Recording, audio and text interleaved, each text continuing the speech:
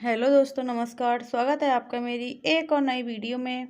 बेटा, काश ये खत मैं तुम्हें कुछ साल पहले ही लिख देती तो आज मुझे खुद की परवरिश पर ही सवाल नहीं उठाने पड़ते।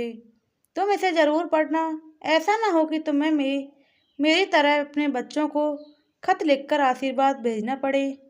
शीला जी ने अपने बेटे रोहन को लिखा।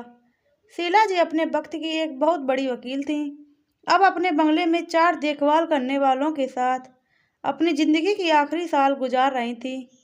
शीला जी का एक ही बेटा था, रोहन, जिसको उन्होंने विदेश वकालत पढ़ने भेजा था और वो वहीं का होकर रह गया।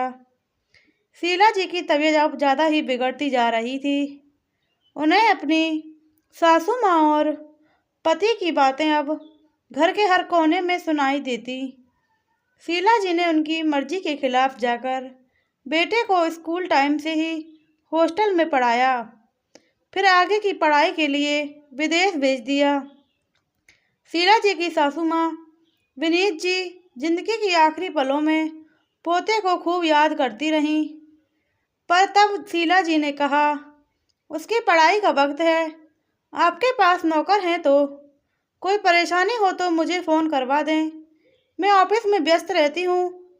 पीछे से बेटा पढ़ रहा है या नहीं ये कौन देखेगा, इसलिए अच्छा है उसे हॉस्टल ही रहने दें। शीला जी के पति के देहांत के वक्त भी रोहन अगले दिन पहुंचा था। वो कहते थे, ये तुम आधुनिक युग के स्टेटस के चक्कर में जो अपने बेटे को खुद से दूर भेज रही हो, एक दिन ये कहीं दूर ही ना रह जाए। माँ बाप का प्यार इससे बचपन में ही छीन रही हो तो ये बड़ा होकर माँ बाप को क्यों प्यार करेगा। तब ये शीला जी को बातें दकियानूसी लगती थी, पर वो एक एक बात आज सच हो गई थी।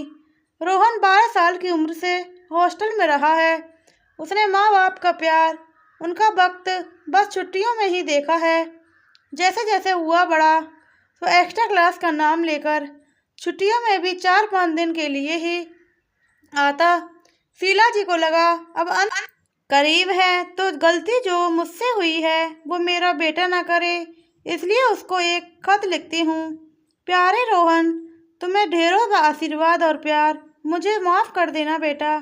तुम जिद करते रहे कि हॉस्टल नहीं जाना और मैंने तुम्हें हॉस्टल भेज दिया। तुम्हारे हिस्से का वक्त प्यार मैं तुम्हें नहीं दे पाई।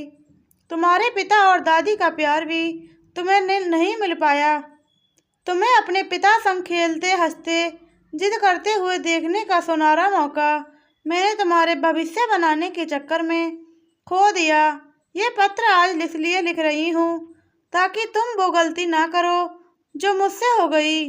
तुम्हें मैंने विदेश पढ़ने भेजा ताकि यहाँ आकर मुझसे भी ऊंचे दर्जे के वकील बनो, पर तुमने विदेश में ही रहना चुना। गलती तुम्हारी नहीं। माँ बाप जब बच्चे को उसके हिस्से का वक्त प्यार परवाह नहीं देते तो बच्चे भी बड़े होकर वही करते हैं। मैं बाकी माँ की तरह तुम्हारी पत्नी को भी दोष नहीं दूंगी कि तुम्हें मुझसे दूर ले गई। वहाँ विदेश में वो तुम्हारी साथी थी, फिर वो जीवन साथी भी बन गई। जिसने तुम्हारा साथ दिया तुम्हें तो उसका साथ निभाना ही था ना।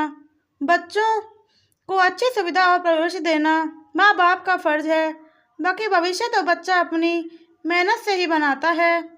तुम मेरी इस गलती को मत दोहराना। मेरे पोते को खूब प्यार देना, उसके हिस्से का वक्त उसे देना।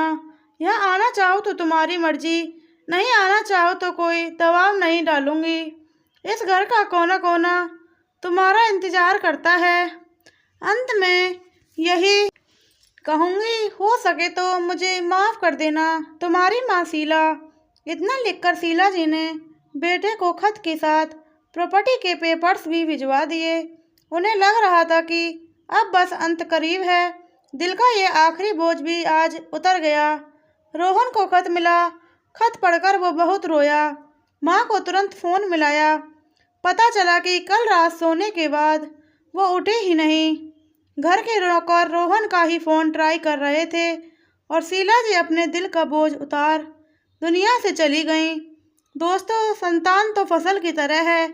हम उसे अपना वक्त परवाह देकर सींचेंगे तो फल के रूप में हमें भी वो ही मिलेगा।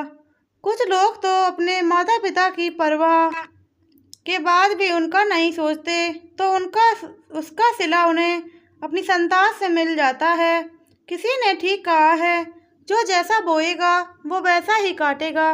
प्लीज़ दोस्तों, वीडियो अच्छी लगी चैनल सब्सक्राइब करो, वीडियो को लाइक करो, कमेंट करो, शेयर करना बिल्कुल ना भूलो, बेल आइकन को प्रेस करो जिससे आगे आने वाली वीडियो की नोटिफिकेशन सबसे पहले आप तक पहुंचती रहे। मिलते हैं आपको आगे आने वाली एक और नई वीडियो में। जय श्री राम, राधे राधे, जय श्री कृष्ण।